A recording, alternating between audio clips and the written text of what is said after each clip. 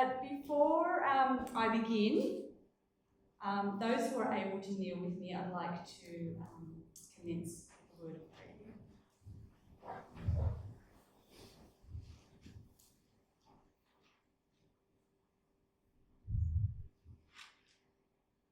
Lord, I feel so humbled that you would even consider using me as your instrument. May you give us now a meek spirit, teachable, willing and attentive to be instructed. Anoint my lips, that the words that escape my mouth are words of hope, words of truth, words of light. Help me to portray your serious present truth message in love most of all. May our shepherd's voice be heard through me, convicting each heart individually of your will for them. In your Son's powerful name I pray this prayer. Amen.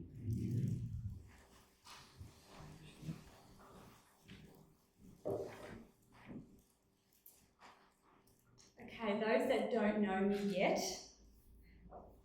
my name is Constantina. I cook for a living. I cook for a hobby.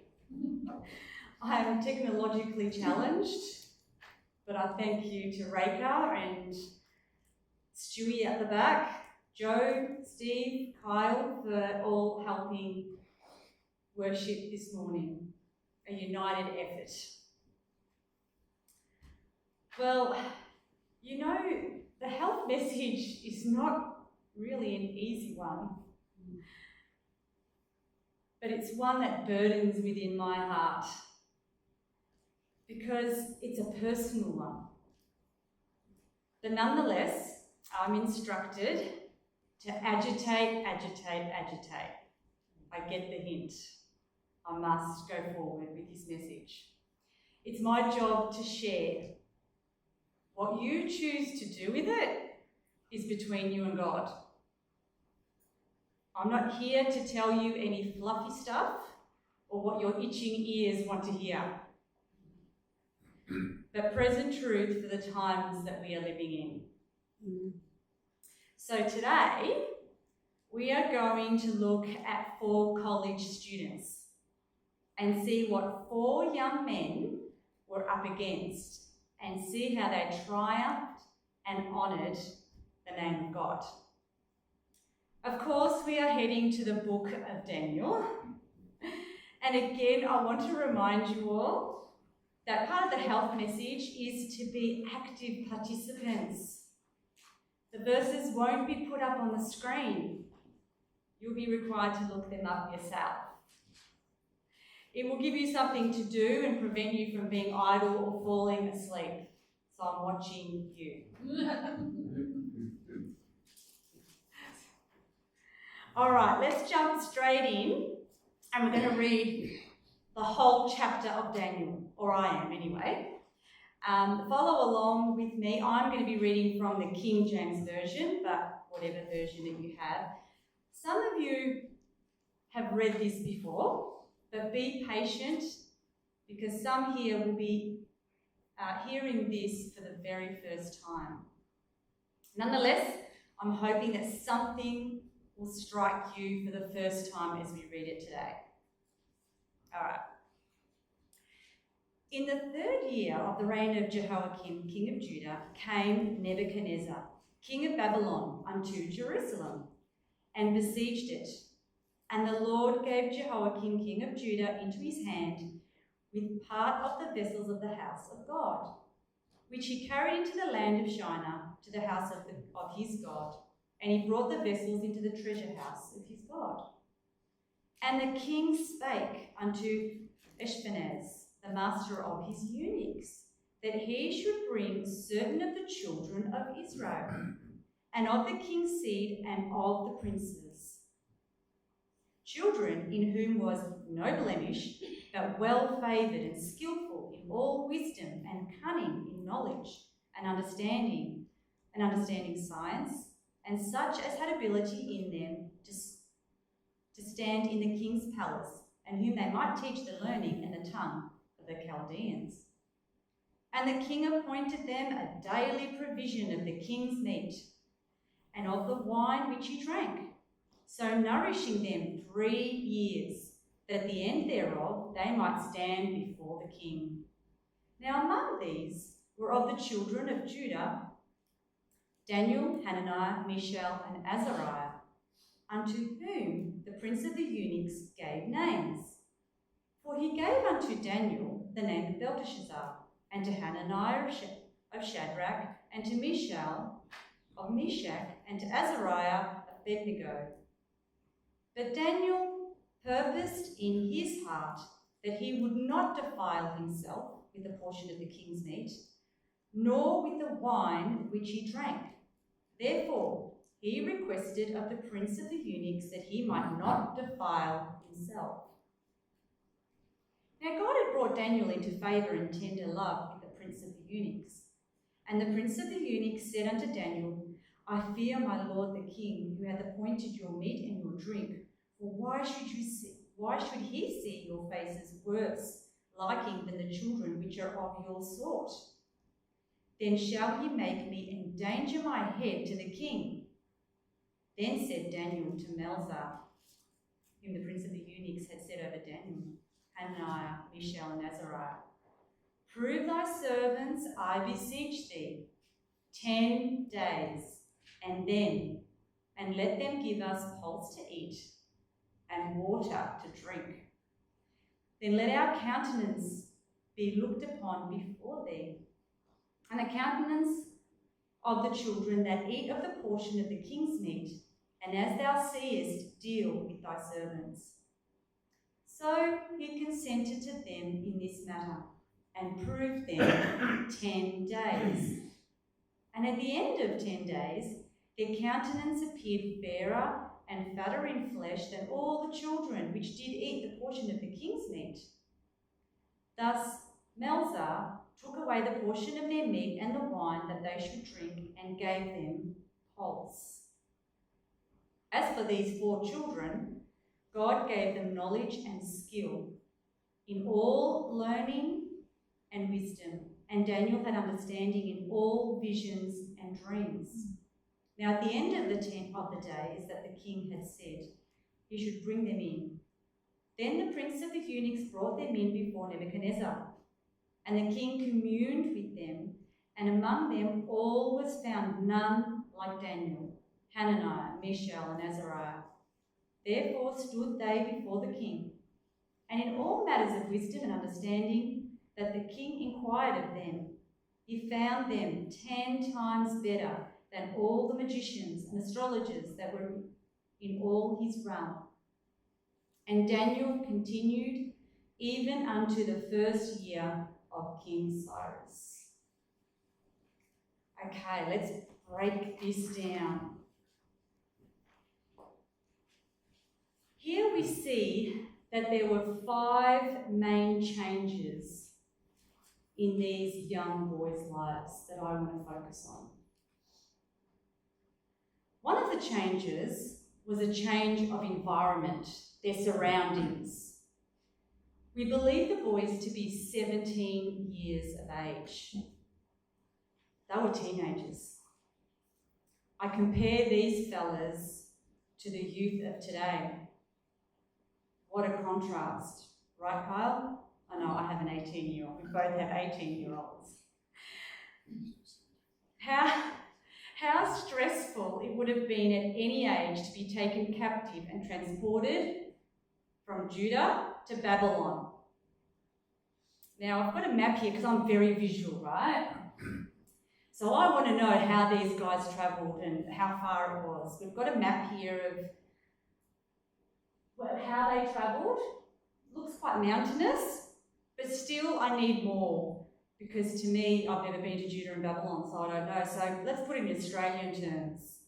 I calculated it to be 1,448 kilometres, say from Geelong to Coffs Harbour. That's a long walk.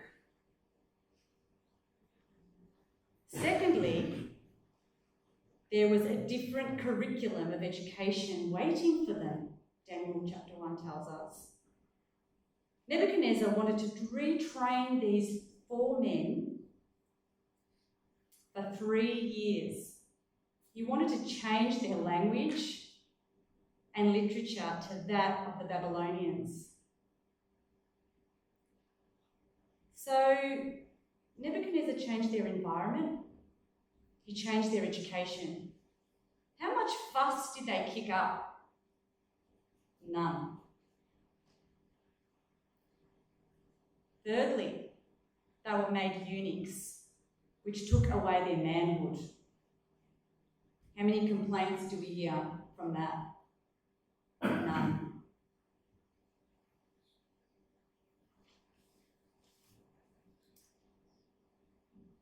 Their names were changed. Also, here we've got a diagram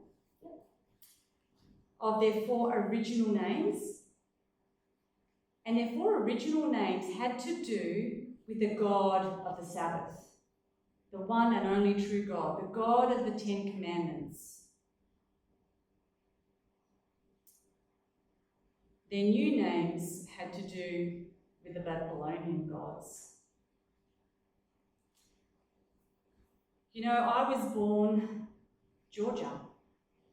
That was my name on my birth certificate. Then my mum had a dream. God told her that she needed to change my name because my grandfather was going to pass very, very soon and I needed to carry on his name. His name was Constantine. So they changed my name to Constantina. He did die, by the way. Then Tina. In high school, it was Spaghetti Arms. I don't have to explain why. No matter what anyone called me, I knew who I was, just like Daniel and the 3 boys, and who I belonged to. So name change wasn't going to change them and who they were. Again, it was Nebuchadnezzar's intent to disconnect them from their Hebrew God, to erase any such connection to their heritage, and to make them Babylonians. Is this succeeding so far? No. How much fuss did they raise over the change of name? None. These boys were firm on the principles of their God. Their name change was not going to affect their connection with their God.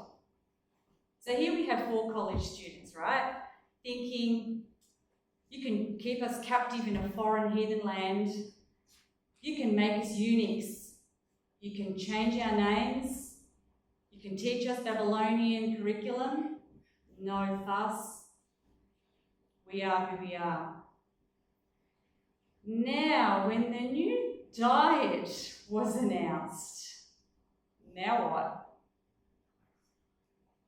Now was the time to step in and speak up. Could they go along with this new diet, like all the other changes, and still remain the same? Surely it's no big deal, right? The king wasn't offering McDonald's. He was offering the best delicacies the land had to offer. Surely what they ate or drank couldn't affect them, or their mission, or their character, right? Well, let's see. Why did they put their foot down, so to speak, and not compromise this change in their diet? Well, they knew too well that what they ate would affect their relationship with God.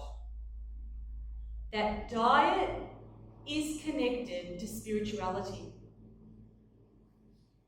This diet change would have had the power to change who they were, their character, and the purpose God had for them. They knew that what you They knew that what you eat affects what you think, and what you think makes up your character. This is very serious stuff. What you eat affects what you think, and what you think makes up your character. In verse 8 that we just read, it tells us that Daniel purposed in his heart. What does this actually mean? Daniel purposed in his heart. It means he had made up his mind. His mind was made up. There was no thinking about it, no compromise. It was not a preference, it was a conviction. Even if this stand and decision had death as a consequence. He was not going to eat the king's food and drink the king's wine. We are told in Prophets and Kings,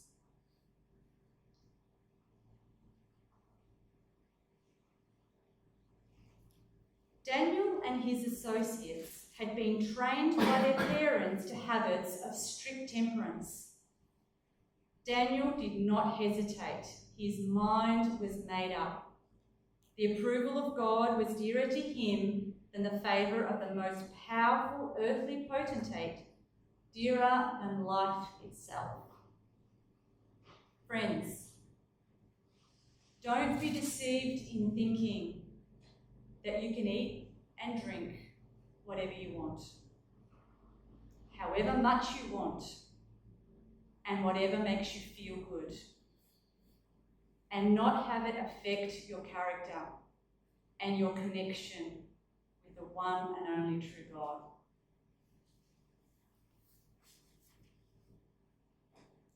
So, they purposed in their hearts not to defile themselves. What's defile then? Well, the dictionary definition says mar, spoil, damage the purity, make unclean, impair or violate.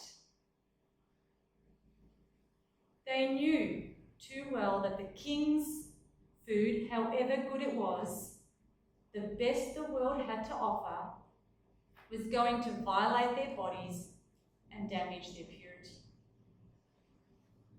Have you purposed in your heart not to defile yourself? They would have preferred to die than defile their body, which is not our own, and their mind, because whatever defiles the body defiles the mind.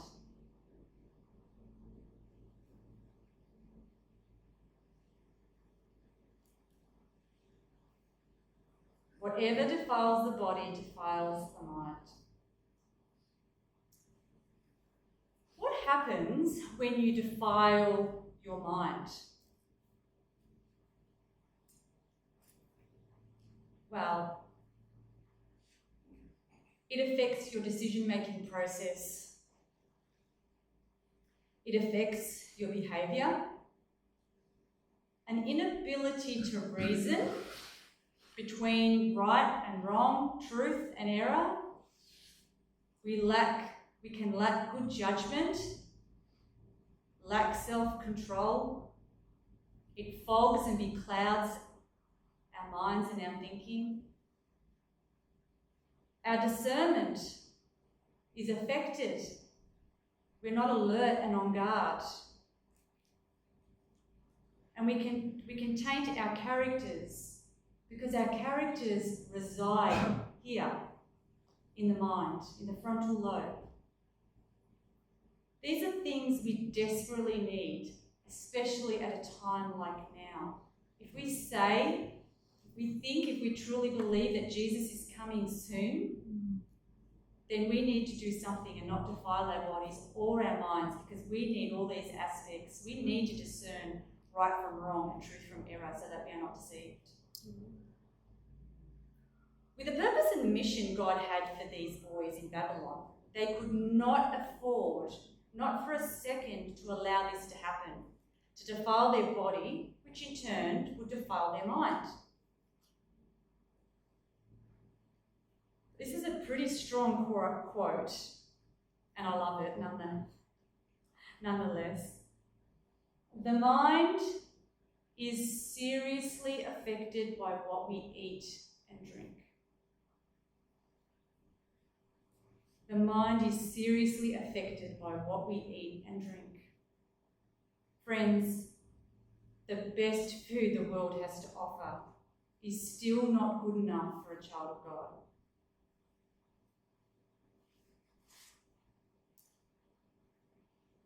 So what was it that these boys were even asking and requesting to eat then? They didn't want to eat the good king's food.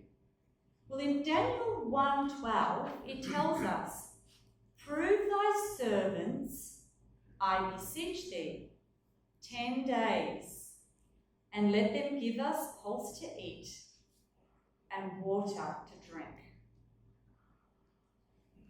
So they requested pulse. What is pulse? And vegetables, it doesn't say it in this verse, but yes, vegetables were included. Thanks, Ross. What is pulse? For those that may not know what pulse is, legumes, chickpeas, lentils, black beans, anything like that, that is their protein source. That's what they were requesting. And where did they get this dietary requirement in the first place? Let's turn to Genesis 1:29. Genesis 1:29. If I ever get a chance to open up a restaurant or a vegan cafe, that's what I would call it, Genesis 1:29. Don't steal my name. Copyright. Copyright.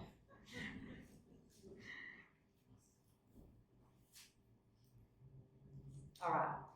And God said, "Behold, I have given you every herb-bearing seed which is upon the face of all the earth, and every tree in the which is the fruit of a tree yielding seed. To you it shall be for meat." Meat meaning food, not flesh meat. The Bible refers to meat as food. Here in the beginning of the Bible, Genesis 1:29, it promotes a plant-based diet, only vegetation. This is where the boys got their principles from and requesting that. Let's look at this verse for a second. Have a look. It starts, "And God said, behold." Behold. The Hebrew demands that the reader pay close attention to what follows in Genesis 1:29.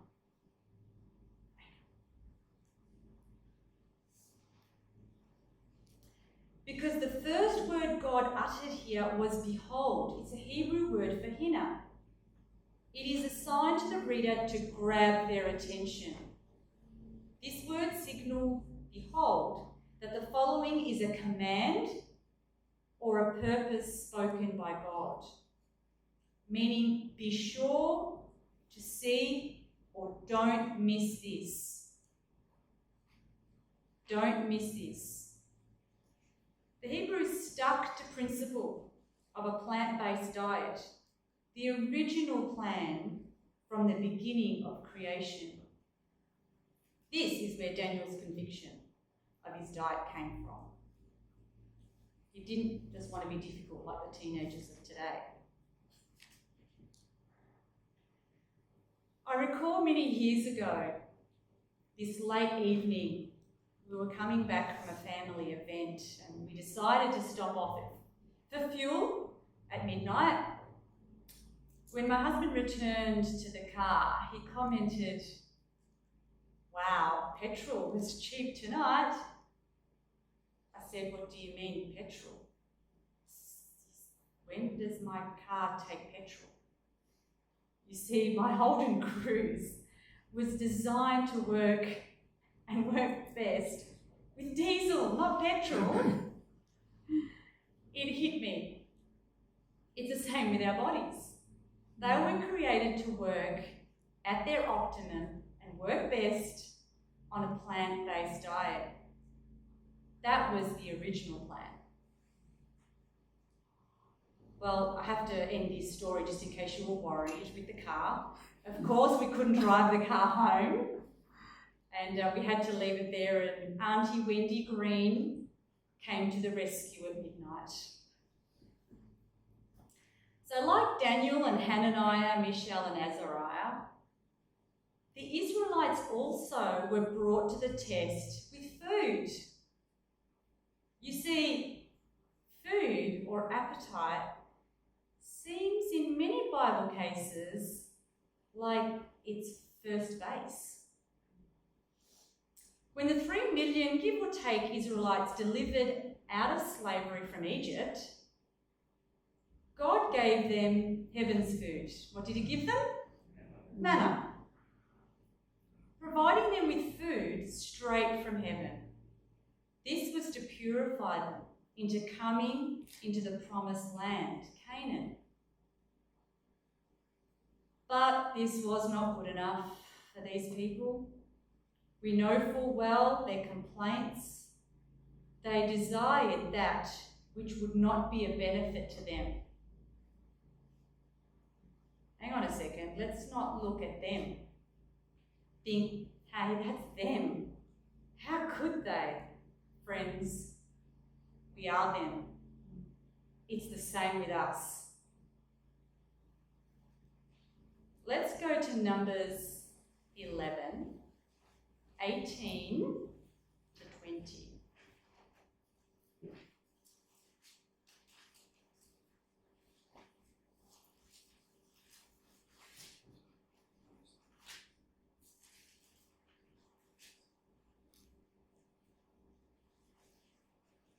And say thou unto the people, sanctify yourselves against tomorrow, and ye shall eat flesh. For ye have wept in the ears of the Lord, saying, who shall give us flesh to eat? For it was well with us in Egypt. Therefore the Lord will give you flesh, and ye shall eat. You shall not eat 1 day, nor 2 days, nor 5 days, neither 10 days, nor 20 days, but even a whole month, until it comes out of your nostrils, and it be loathsome unto you, because that you have despised the Lord which is among you, and have wept before him, saying, why came we forth out of Egypt? They were whinging and whining and complaining because they missed the flesh pots of Egypt. That's what they wanted. That's not what God wanted for them. But they got what they wanted. What was the result?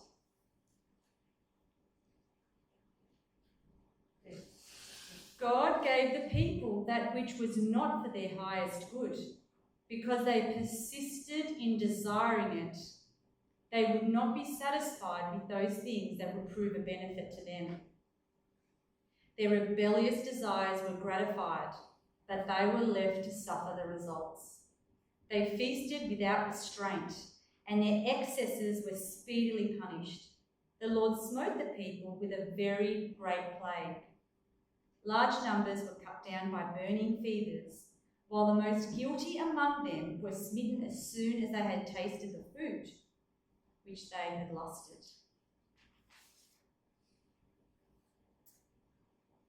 Wow. You get what you ask for, but there's consequences. Unlike the 4 boys in Babylon, the Israelites did not purpose in their hearts not to defile themselves. Consider this, friends. Out of 3 million people that we talked about before that came out of Egypt, give or take, only 2 actually made it to the promised land. That's not good odds. It was Joshua and Caleb. Do you think that their appetite had something to do with this? their whinging and whining and complaining. I'll leave that with you to ponder. We also are reminded that another couple, right from the beginning, came to their first test. What was their first test? None other than fruit.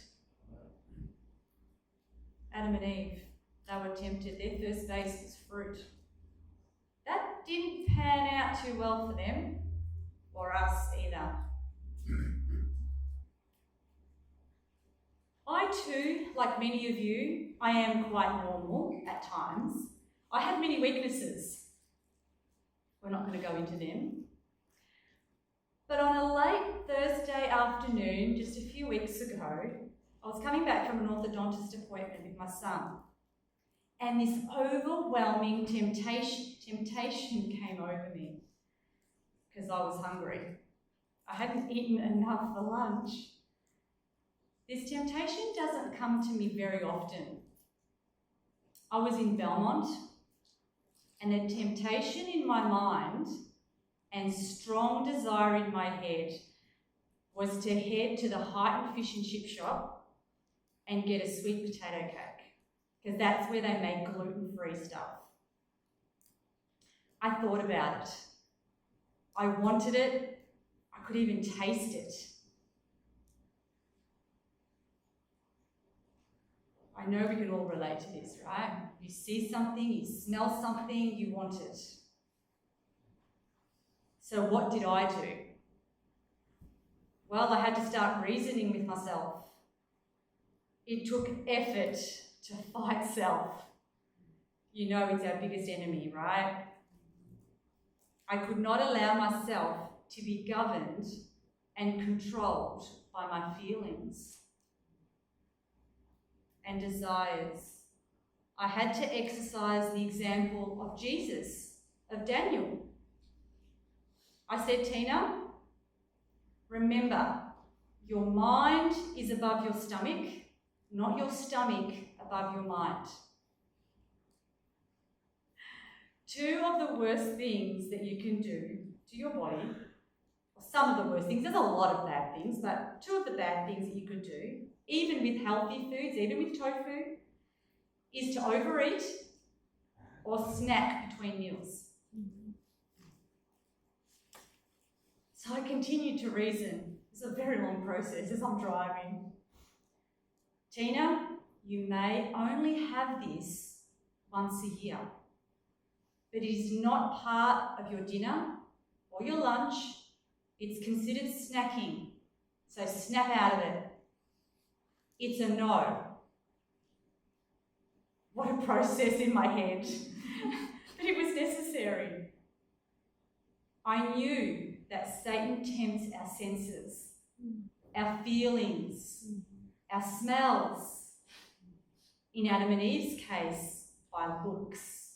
It looks so good. And so through Christ's strength, I continued to drive home. Phew, got out of that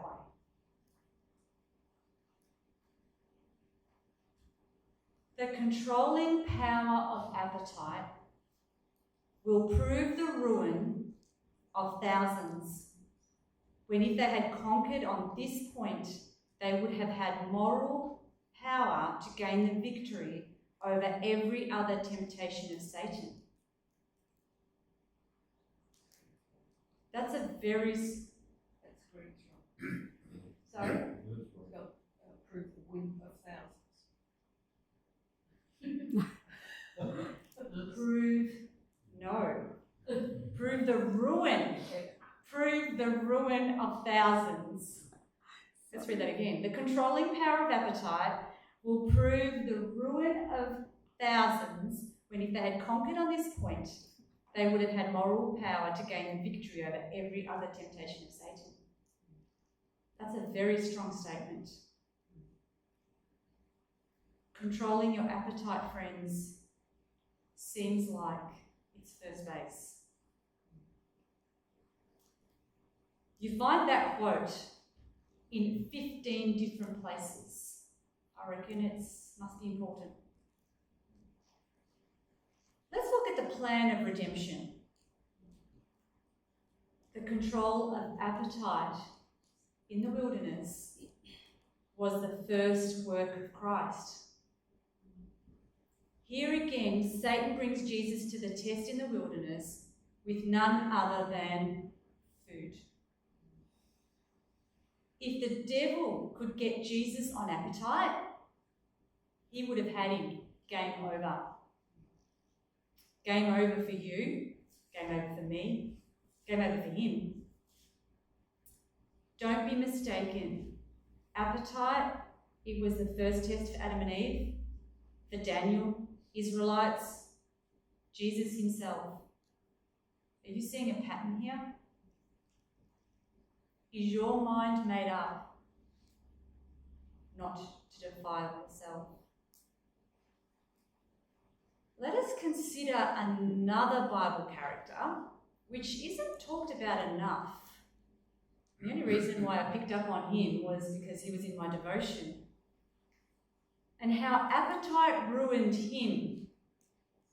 For time's sake, we won't go to it, but it's from Genesis 25, 29 to 34.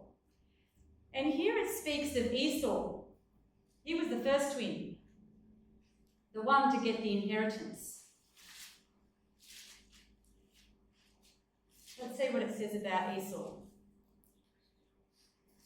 Esau had a special, strong desire for a particular article of food. And he had so long gratified self that he did not feel the necessity of turning from the tempting, coveted dish. He thought upon it, making no special effort to restrain his appetite until the power of appetite controlled him. And he imagined that he would suffer great inconvenience and even death if he could not have that particular dish. The more he thought upon it, the more his desire strengthened until his birthright, which was sacred, lost its value and its sacredness. Can you believe that? Can you believe that this twin gave up his spiritual birthright to his brother for what? For some gratification of appetite. He sold his birthright for a pot of lentil stew. I thought maybe lasagna, maybe something else, but lentil stew. That's beside the point. He had no self-control, no self-restraint, no fighting self, bent on feasting and self-indulgence.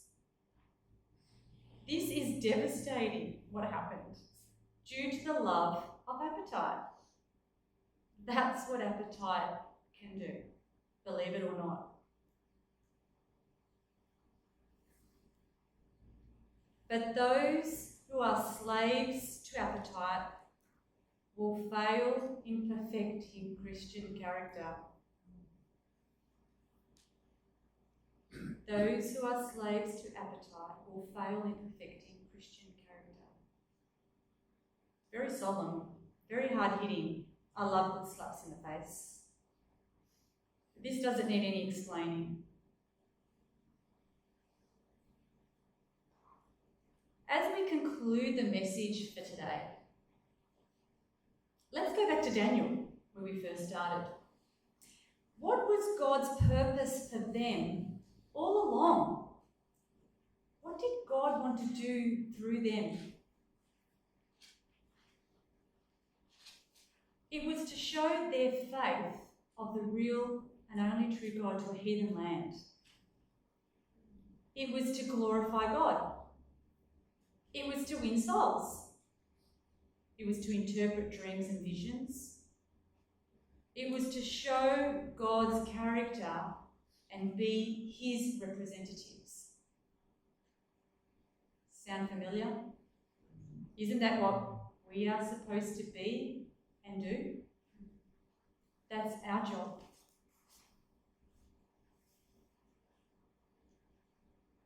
Should they, the 4 boys, compromise with wrong just this once, in this instance, with their diet, to the pressure of circumstances, their departure from principle would weaken their sense of right and the abhorrence of wrong. The first wrong step would lead to others until their connection with heaven severed. They would be swept away by temptation. Did you get that? If they compromised just this once from principle, they would weaken their discernment between right and wrong. We too cannot afford that.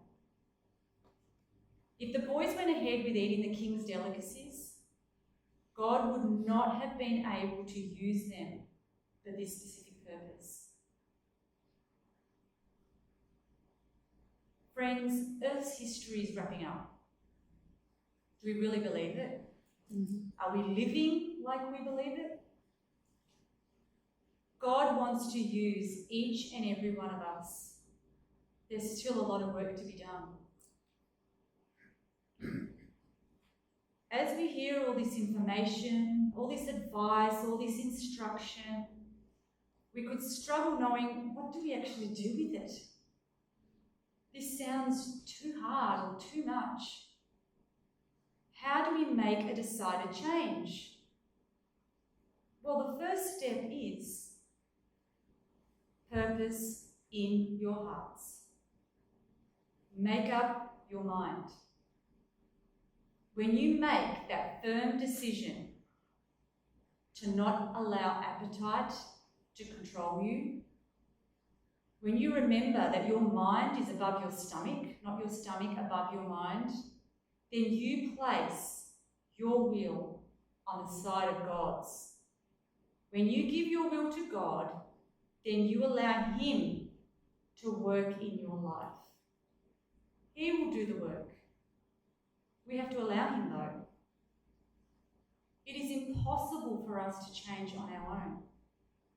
We need a transformation of the taste buds.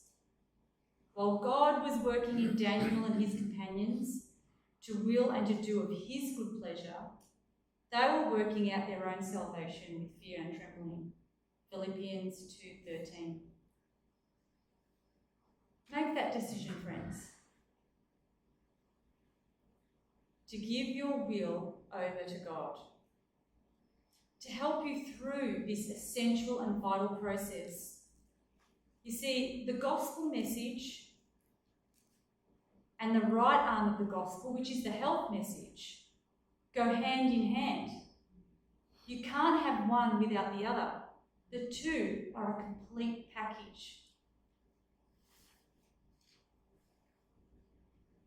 Psalms 139, verse 14 says, "We are fearfully and wonderfully made." We must come to regard obedience to the laws of health not as a matter of sacrifice or self-denial. I'm denying myself of this, or I'm denying myself of that. How harsh is that? But what it actually really is. And what is that? It's I can't say this word, please correct me. An inestimable? Is that right? Inestimable. Inestimable, thank you. An inestimable privilege and blessing. It is a privilege and a blessing to not defile our bodies and look after them and take care of them. They are not our own. As Steve read, 1 Corinthians 6:19 and 20.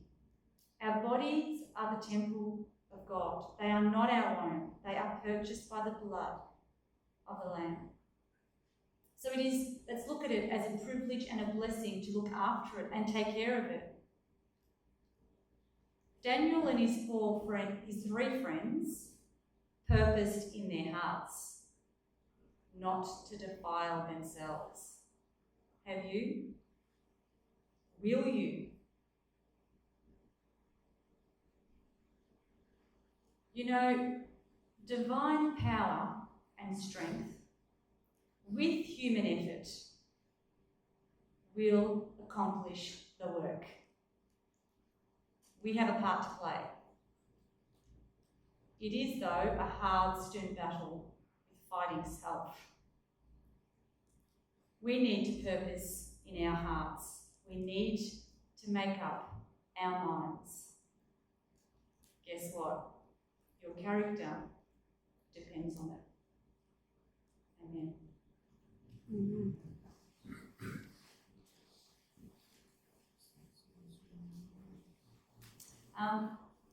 Well, we do have a scripture song here, and the words are from Daniel 1, 8, 12, and 15, and they encapsulate this whole message in this song.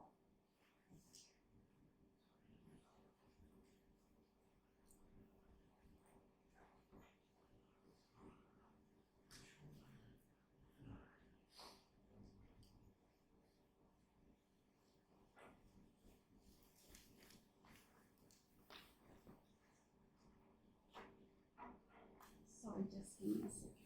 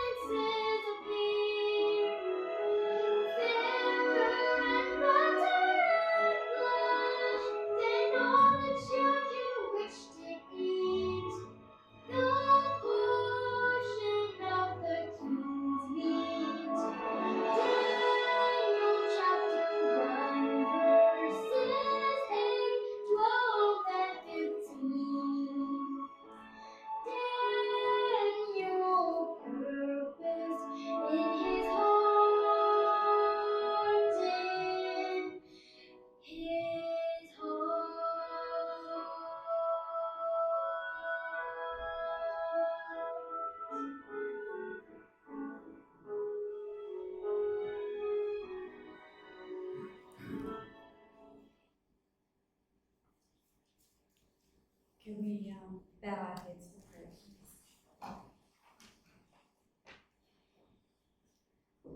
Lord, it means nothing to hear these words of truth and do nothing about them.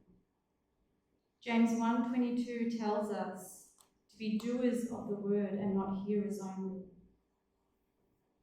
Help us to take this vital message seriously. Help us to purpose in our hearts not to defile ourselves. This temple of yours that is not ours but bought with a price. May your divine power and our human effort help us to make those changes.